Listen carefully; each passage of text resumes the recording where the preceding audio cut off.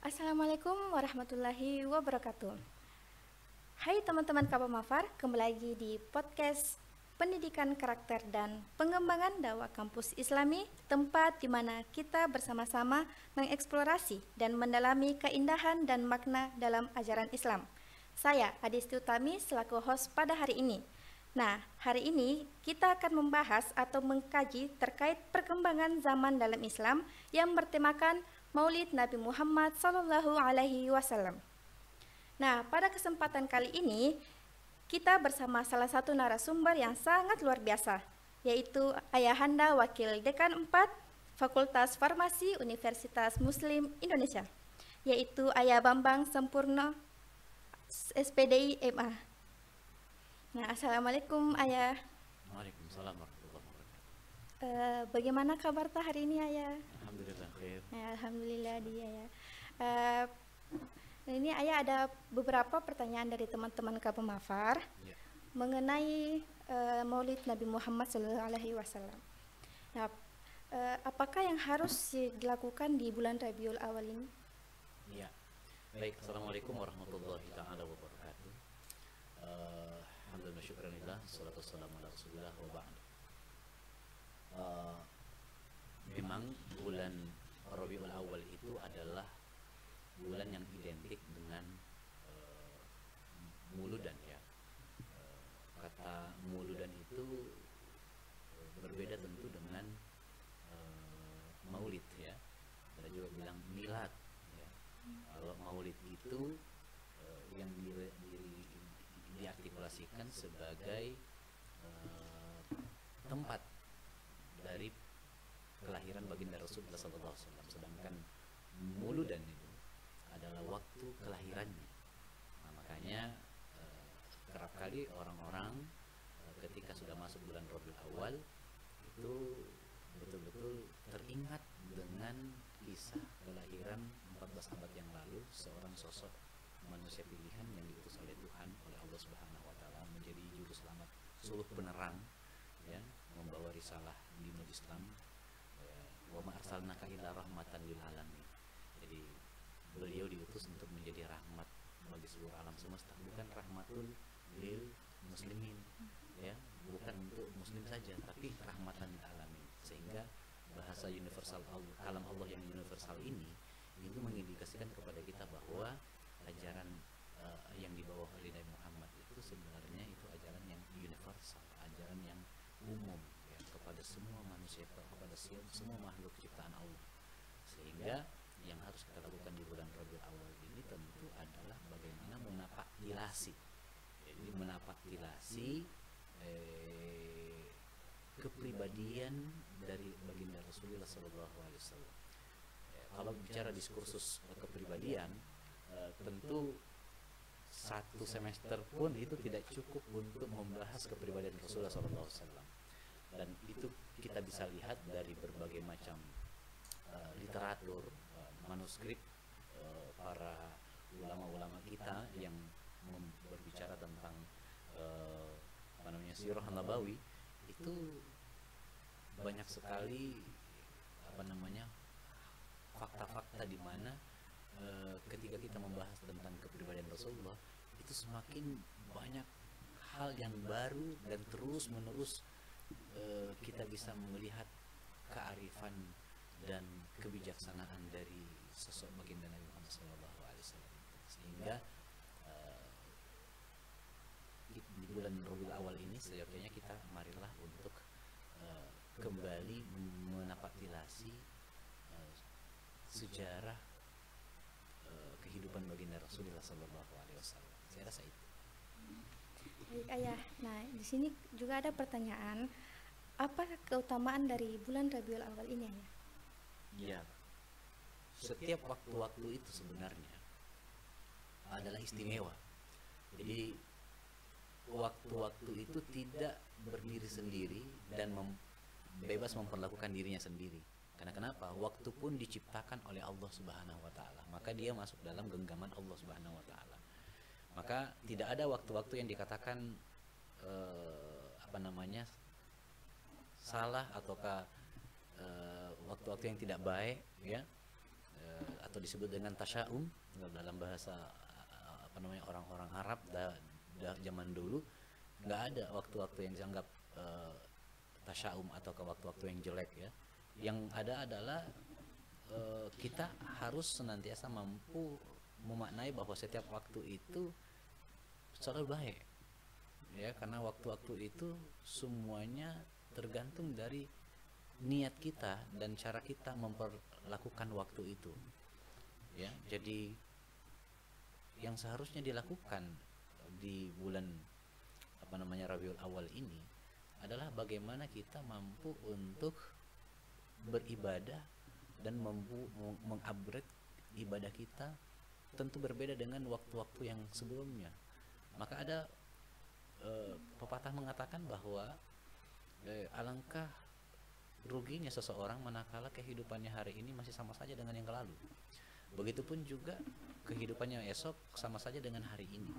Sehingga dari situlah kita dituntut untuk bagaimana supaya bisa senantiasa mengupgrade kehidupan kita, khususnya ibadah kita kepada Allah itu jauh lebih baik, termasuk di bulan Rabiul Awal ini. Lebih istimewanya lagi karena di bulan Rabiul Awal ini karena ada satu momen di mana kita menapaktilasi sebuah kisah perjalanan kehidupan manusia pilihan, yaitu baginda Nabi pada tanggal 12 Rabiul Awal tentunya setiap tahunnya. Dan dalam setiap tanggal 12 Rabiul Awal kita memperingati momen muludan itu, waktu-waktu kelahiran Rasulullah SAW. Sebenarnya kita dituntut minimal ada satu saja sifat atau karakter Rasulullah yang mampu kita istiqomahi untuk kita aktualkan dalam ruang-ruang kehidupan sosial kita di masa-masa yang akan datang. Karena setiap tahun momen Maulid itu datang menyapa kita.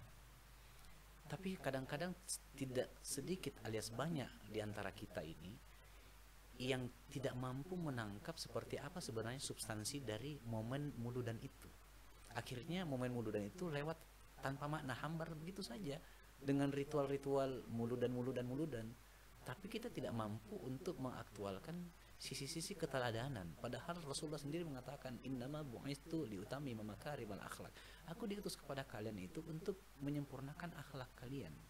Bahwa di situ ada keteladanan yang dicontohkan oleh Rasulullah SAW.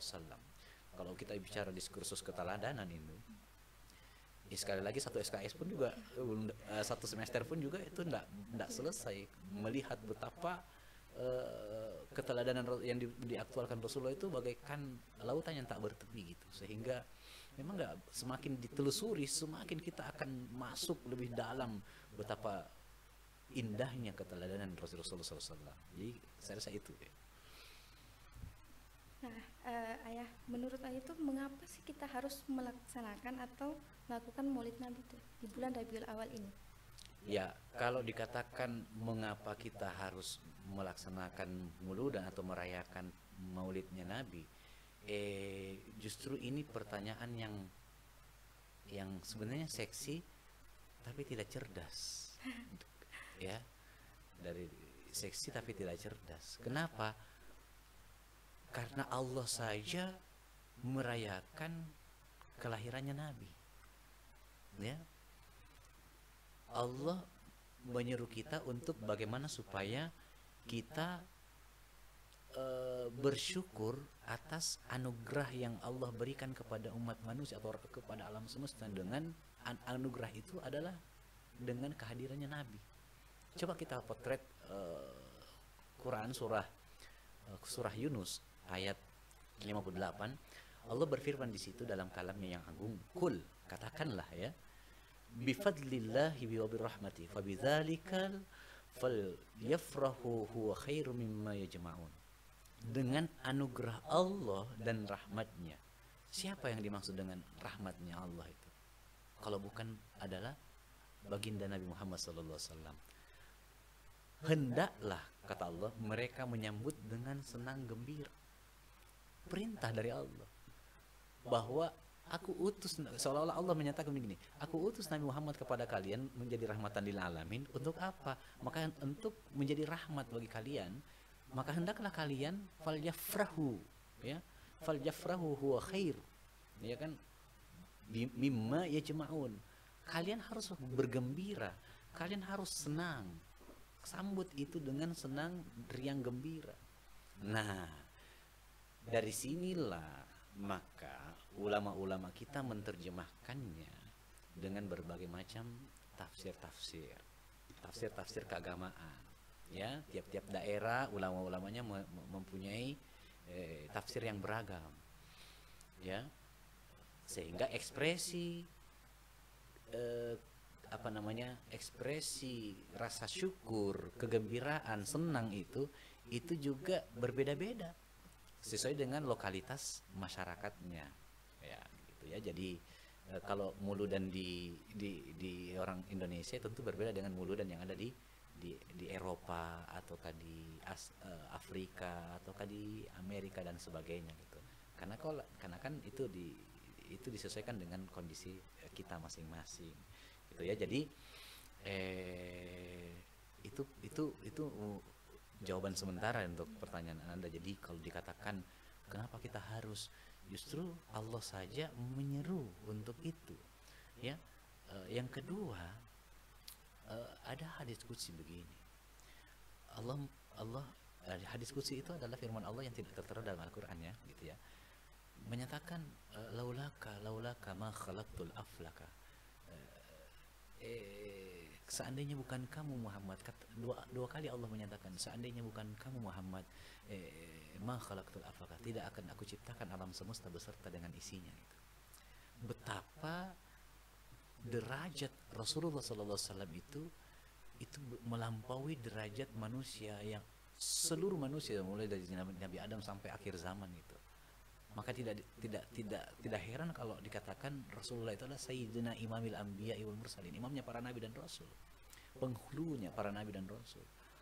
Sehingga seandainya bukan karena asbab Rasulullah, Allah nggak ridho menciptakan alam semesta beserta isinya termasuk kita ini gitu. Maka ketika kita datang setiap tanggal 12 Rabiul Awal atau setiap datang bulan Rabiul Awal, kenapa kita harus mempersiapkan diri untuk menyambut hari kelahiran Rasulullah, muludan itu? Ya karena sebagai rasa syukur kita. Coba bayangkan, utamanya dari kalangan Anda yang ahwat, coba bayangkan ketika Rasulullah belum datang, bagaimana potret Arab Peninsula di masa itu, semenanjung Arabia ya, yang dihiasi dengan perilaku-perilaku yang dikatakan jahiliyah. Jahiliyah itu berasal dari akar kata jahil, diartikulasikan secara sederhana, secara harfiah itu sebagai sesuatu yang sifatnya bodoh, padahal sebenarnya enggak bodoh-bodoh amat dalam hal tertentu. Contoh dalam hal muamalah, mereka juga belum enggak bodoh-bodoh amat. Buktinya apa? Buktinya bahwa Arab Peninsula di masa itu sudah menjadi pusat transaksi perdagangan dari berbagai macam benua. Tapi yang dimaksud dengan kejahiliaan itu dalam pernyataan seorang penulis yang bernama Philip Khirdi itu dalam History of Arabs ya, beliau menyatakan kejahiliaan itu lebih kepada bentuk ketidakmanusiawian, di mana utamanya perempuan tidak diperlakukan layaknya seperti perempuan.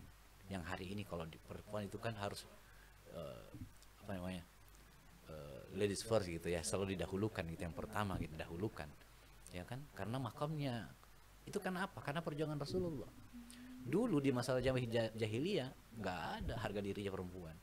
Maka ketika datang Rasulullah SAW membawa risalahul Islam, melihat potret di mana perempuan dianiaya, dipersekusi, dijadikan sebagai budak dan sebagainya, Rasulullah melakukan perlawanan, mengatakan jangan, an-nisa'u minal bilad, perempuan itu adalah tiangnya negara, jangan perlakukan perempuan dengan semena-mena. Maka yang paling duluan yang dilakukan oleh Rasul adalah menentang perlakuan, persekusi dan penistaan terhadap perempuan. Maka yang paling pantas untuk merayakan momen Maulid itu adalah perempuan-perempuan itu. Ya, kaum perempuan, kaum ahwat. Kenapa? Seandainya tidak ada Rasulullah diutus oleh Allah Subhanahu wa taala, maka perempuan mungkin sampai hari ini tidak ada harga dirinya gitu. Betapa Rasulullah SAW itu sangat memperhatikan sisi-sisi kemanusiaan, khususnya harkat dan martabat perempuan itu. Maka kalau kita di Bugis Makassar ini, di Sulawesi Selatan ya, itu kalau ada momen Maulid itu yang paling gembira dan paling sibuk itu adalah perempuan memang, utamanya ibu-ibu ya masa-masa dan sebagainya, mempersiapkan segala sesuatunya sebagai bentuk rasa sukacita, gembira, ya. Kayak sebagaimana tadi dikatakan bahwa fal yafrahu wa khairum mimma yajma'un. Ya maka bersambutlah itu dengan riang gembira, senang. Ya, dan makanya tidak heran orang-orang tua kita dulu itu, utamanya ibu-ibu kita, ya, itu yang kalangan perempuan pasti dia yang paling bergembira karena memahami konteks ayat ini. Itu perintah dari Allah Subhanahu wa taala untuk bagaimana kita bisa bersukacita merayakan kelahiran Rasulullah dengan berbagai macam ekspresi yang berbeda-beda. Saya rasa itu ya. Ya, baik ya. Adapun pertanyaannya lagi tuh, apa dasar maulid dalam tinjauan Al-Quran dan hadis atau kaul ulama? Iya.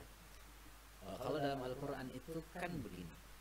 Dalam maulid itu, tadi saya katakan di dalam Quran surah Yunus ayat 58 salah satunya.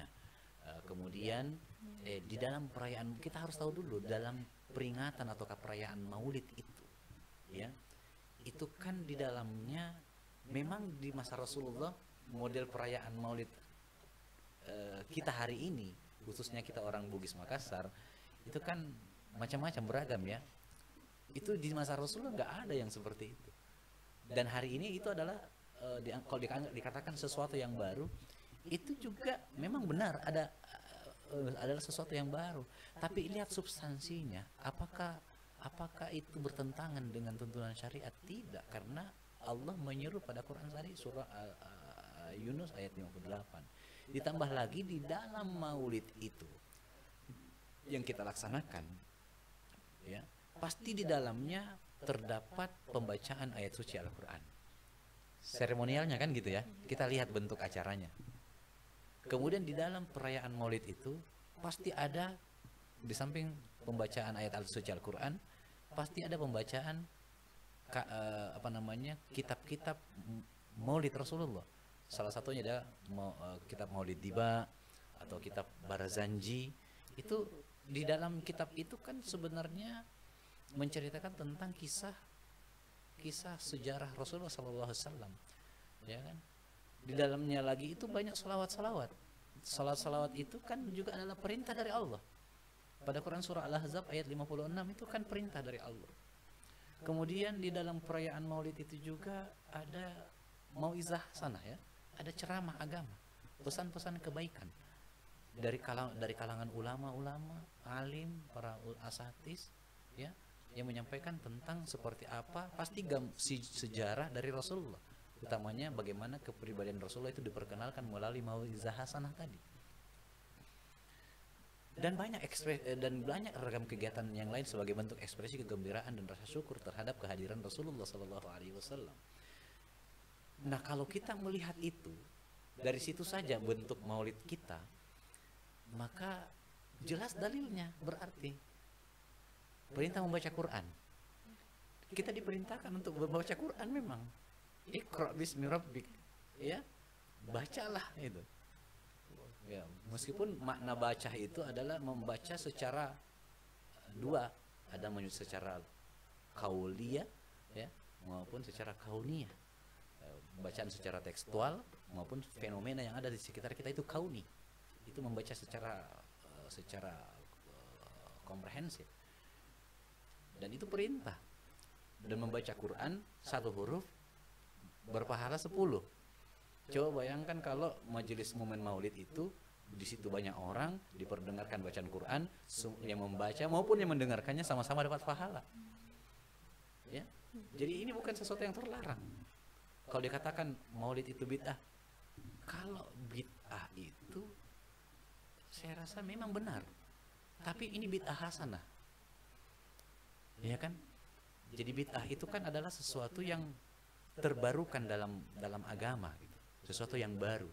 Tapi sesuatu yang baru, apakah semua sesuatu yang baru dalam hal beragama itu sesat? Kan tidak. Ya. Handphone juga baru, dipakai beragama, iya, dipakai dalam hal beragama. Dipakai ceramah, dipakai bahkan ada konten, ada fitur-fitur Quran, hadis dan sebagainya, berarti dipakai beragama dalam kehidupan dan dalam keberagamaan. Itu baru, berarti bid'ah dong. Berarti kita tidak boleh dilanjut. Kalau dilanjut lagi lafaz itu, kullu bid'atin dhalalah wa kullu dhalalah finnar. maka setiap yang sesat itu neraka, maka simpan semua handphone, tak buang, ya kan, karena sesuatu yang baru. Jadi tidak selamanya sesuatu yang baru itu, tidak ada di zaman Nabi itu dalalah. Wa kullu dalalah finnar. Setiap yang sesat itu neraka. Tidak. Kan begitu. Karena di dalamnya ada tadi itu, di dalam Maulid itu ada pembacaan ayat suci Al-Qur'an. Dan itu perintah. Apakah salah? Tidak. Oke. Nah, kemudian setelah itu ada pembacaan salawat-salawat, kitab Maulid Diba, kitab Maulidul Barzanji dan sebagainya. Di dalam kitab Maulid Barzanji itu kan, dan Maulid Diba itu kan banyak untayan salawat, sanjungan. Yang paling penting adalah di dalam kitab Sirah Nabawiyah itu kan adalah momentum untuk memperdengarkan kepada khalayak banyak tentang seperti apa sejarah kehidupan Nabi. Sehingga kita bisa menapatilasi, mengambil ibrah, pelajaran berharga untuk mengikuti akhlaknya Nabi. Itu dari mana? Dari kitab-kitab Sirah Nabawi tadi itu. Kalau dibacakan, belum lagi di dalamnya banyak salawat. Perintah salawat pada Quran surah Al-Ahzab, innallaha wa malaikatahu yusholluna 'alan nabi ya ayyuhalladzina amanu shollu 'alaihi shollu. Bersalawatlah kalian. Itu perintah. Shollu 'alaihi wa sallimu taslima, kepadanya, kepada Nabi Muhammad maksudnya. Itu perintah dari Allah. Jadi kalau ada orang tidak mau membaca Barzanji, dia katakan itu bid'ah, memang benar bid'ah, karena kitab Barzanji itu tidak ada di zaman Nabi. Tapi substansinya di kitab Maulid Barzanji itu, kitab Maulid Diba itu ada salawat-salawat, dan salawat itu adalah perintah. Jadi tidak selamanya kullu bid'atin dhalalah wa kullu dhalalah finnar. Jadi kata kullu itu bagi sebagian ulama itu tidak boleh diseragamkan semuanya, enggak. Karena dalam Quran juga ada begini, ada pernyataan bahwa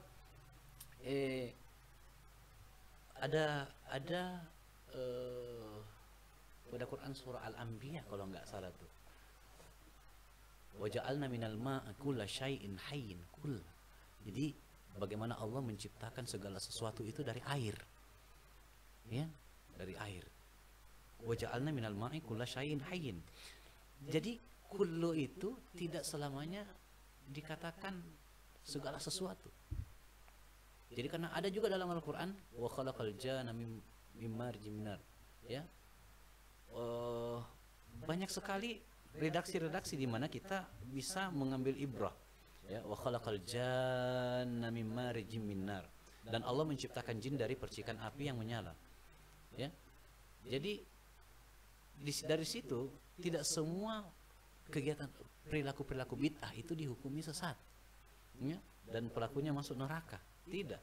Jadi bid'ah yang sesat itu adalah bid'ah diniyah, bid'ah agama, ya, yaitu bagaimana mengagamakan sesuatu yang bukan seharusnya agama. Taruh umpamanya sholat maghrib itu 3 rakaat. Karena kamu lagi bersemangat, kamu jadikan sebagai, kamu lagi sehat-sehatnya, lagi kuat-kuatnya, kamu jadikan 4 rakaat. Itu bid'ah, itu bid'ah itu. Karena Rasulullah mencontohkan, shollu kama ra'aitumuni usolli, salatlah kamu sebagaimana kalian melihatku salat. Ya, kalau salatku 3 rakaat maghrib, ya 3 rakaat. Ya. Meskipun ada yang namanya rukhsah, keringanan, kalau kita main dalam perjalanan, itu kan bisa dikosor. Ya, kosor maghrib dengan isya dikerjakan di waktu maghrib, namanya jama' takdim. Kalau dilaksanakan di waktu isya, maghrib isya disebut jama' takhir, kan gitu. Itu rukhsah, bisa dikerjakan dikurangi, bisa dikerjakan namanya jama' qasar gitu, ya. 2-2 dan sebagainya bisa.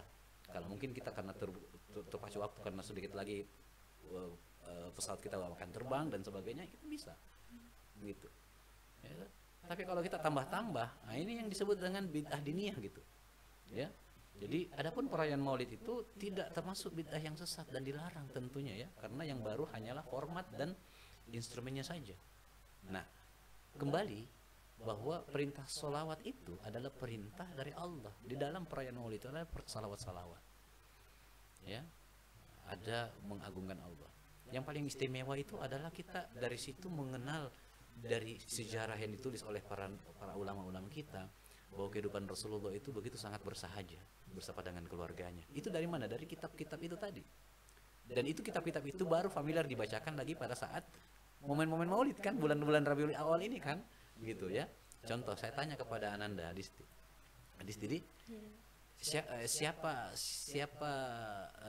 bidannya Siti Aminah, ibunya Nabi waktu Nabi mau dilahirkan? Apakah pelajaran ini ada selama ini di SD, di SMP? Ditanya itu. Yang kita tahu cuma ada dalam bentuk lagunya kan, ya kan? Nabi Muhammad namanya, Siti Aminah ibunya, Abdullah nama ayahnya, Madinah tempat tinggalnya. Tapi tidak ada siapa nama bidannya. Ya kan nggak ada tuh. Kita dapatnya dari mana? Ya kita dapat dari kitab itu tadi, kitab Maulid Barzanji, ya. Hadara ummahu lailata maulidihi Asiyatu wa Maryamu fi niswatin minal hadhiratil qudusiyah. Pada malam kelahirannya Nabi Muhammad SAW, sang pencerah itu, ya, dengan izinnya Allah dihadirkanlah dua sosok wanita suci, Siti Asiyah dan Siti Maryam. Siapa Siti Asiyah? Itu kalau nggak dipelajari, nggak ikut ngaji, kita nggak tahu itu siapa Siti Asiyah itu dan siapa Siti Maryam. Siti Asiyah itu kan istrinya Firaun, loh, yang tidak pernah dicolek sedikit pun oleh Firaun. Enggak pernah. Nah, kemudian siapa? Maryam, ibunda dari Nabi Isa kan. Nah, gitu. Jadi ini dua sosok manusia suci yang membantu persalinannya Siti Aminah sehingga Rasulullah lahir di subuh. Di waktu subuh, ya, menjelang subuh kelahiran Rasulullah SAW. Jadi gitu. Nah, kembali bahwa di dalam kegiatan maulid itu ada mengaji, ada sholawatan, pembacaan kitab Maulid Barzanji, ada lagi mauizah hasanah. Apa itu mauizah hasanah? Ceramah agama. Ya tentu ceramah agama biasanya para ceramah alim ulama kita berceramah tentang pasti peristiwa tentang kisah sejarah sirah nabawi, kisah kehidupan Rasulullah, bagaimana akhlak Rasulullah dan sebagainya. Jadi itu bagus untuk meneladani Rasulullah. Dan kita memang disuruh untuk meneladani Rasulullah. Ya kan, wa ma arsalnaka illa rahmatan lil alamin, ya kan, dan memang Allah memberikan legitimasi istimewa kepada Rasulullah memiliki keagungan, ya, wa innaka la'ala khuluqin azim, dia memiliki karakter yang agung, pribadi yang agung. Jadi itulah yang menjadi dasar, kalau dikatakan itu dasar dari dalam tinjauan kenapa sih kita harus melaksanakan maulid, dan kemudian apa sih dasarnya? Banyak sekali dasarnya, ya.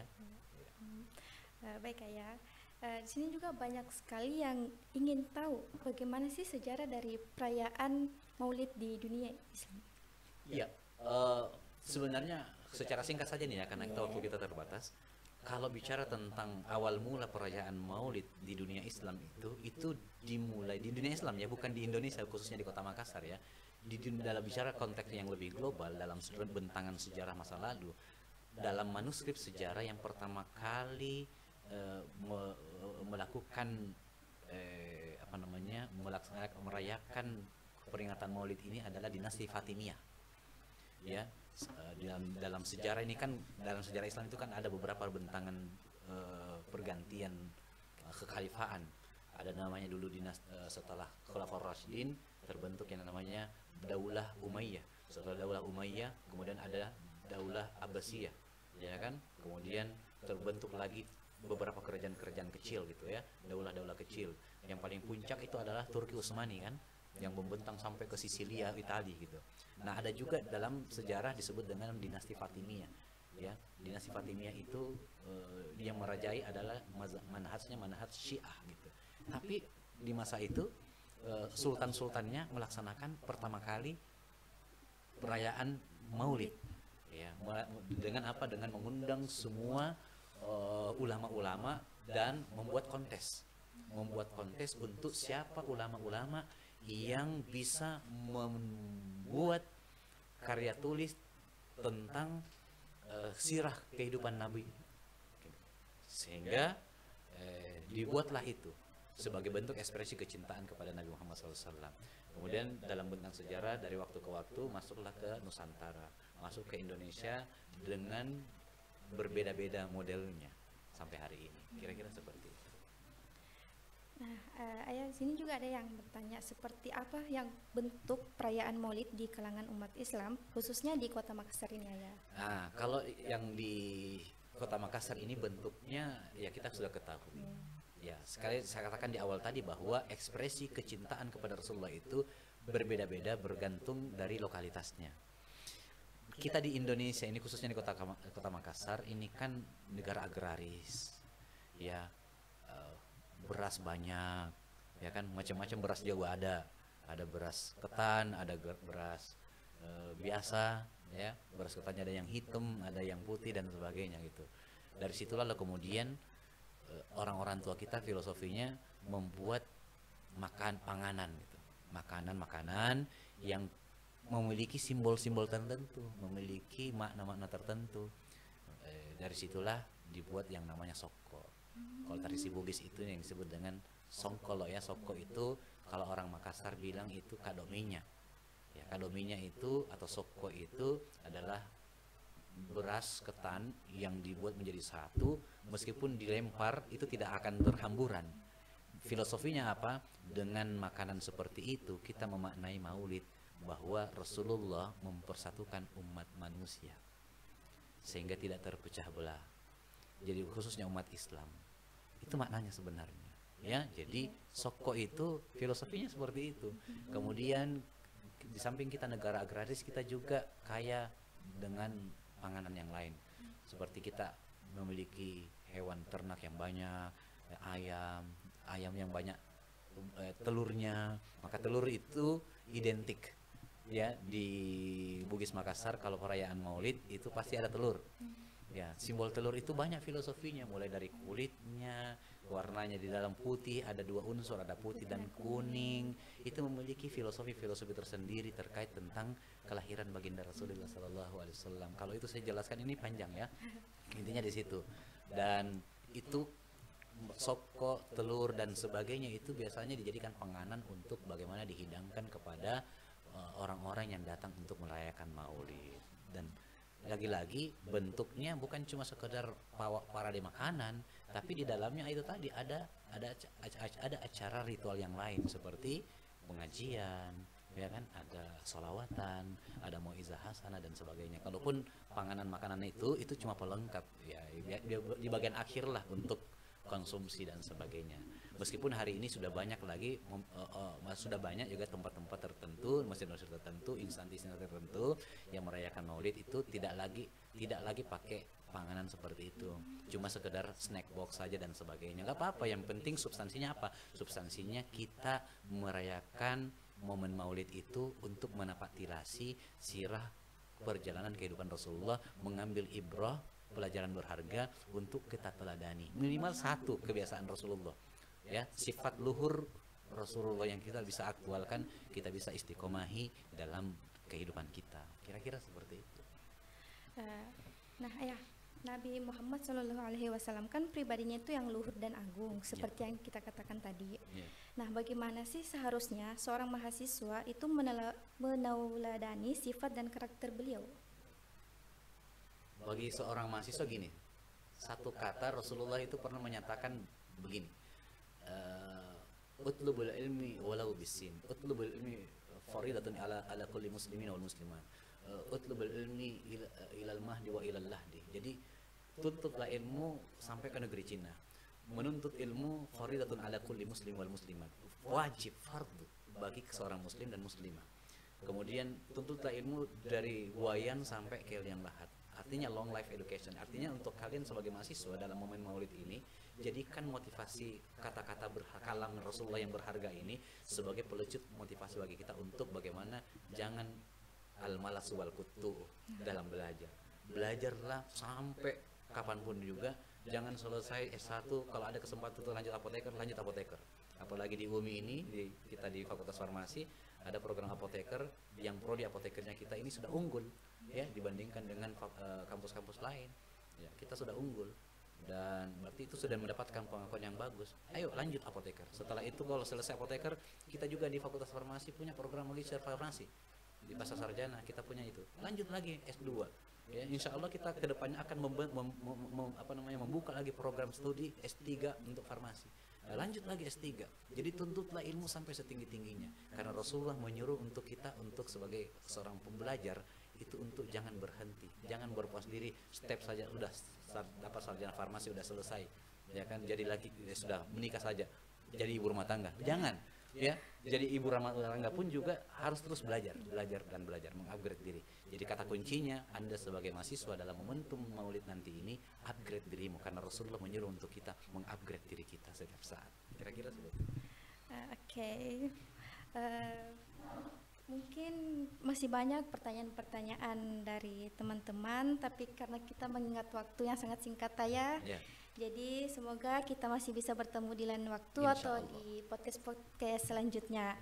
Nah, mungkin ada pesan atau kata-kata motivasi dari Ayah untuk teman-teman Kaba Mafar?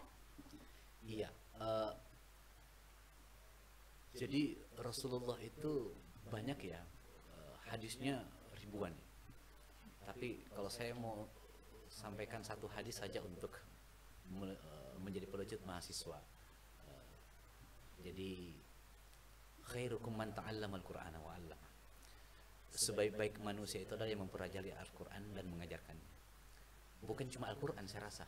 Makna kalimat Rasulullah ini sebenarnya kalau kita bawa dalam konteks sebagai mahasiswa farmasi, sebaik-baik orang itu manusia adalah yang mempelajari ilmu kefarmasian dan mengajarkannya.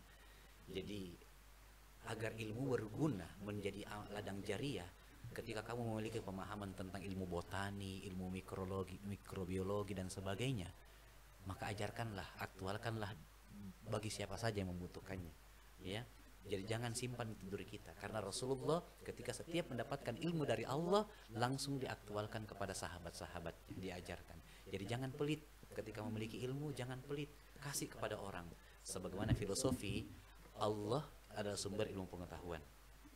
Seperti kita ini adalah umpamanya gelas yang kosong, kita udah punya ilmunya, bagaimana Allah mau mengisi kembali gelas yang sudah penuh? Maka ilmu yang kita punya ini kita transfer ke orang lain, ke gelas yang lainnya. Baru kemudian Allah kasih kita ilmu yang barunya. Ilmu barunya Allah tidak akan kita kasih kalau ilmu kita hari ini yang ada saja kita tidak pernah transfer ke orang lain. Seperti itulah filosofinya, bahwa sumber ilmu itu dari Allah. Maka ilmu kita, pengetahuan kita hari ini, ayo kita kita aplikasikan buat orang, kita transfer, sehingga ilmu baru nanti Allah berikan kepada kita. Kira-kira seperti itu. Jangan pelit dalam hal ilmu. Syukran. Baik Ayah, terima kasih banyak. Nah, demikian pembahasan kita mengenai Maulid Nabi Muhammad SAW. Semoga apa yang disampaikan tadi dapat diambil hikmah dan kita bisa terapkan dalam kehidupan kita sehari-hari. Amin. Terima kasih sudah mendengarkan podcast pendidikan karakter dan pengembangan dakwah kampus Islami yang bertemakan Maulid Nabi Muhammad SAW. Sampai bertemu di podcast selanjutnya. Wallahu waliyut taufiq wal hidayah. Wassalamualaikum warahmatullahi wabarakatuh. Waalaikumsalam.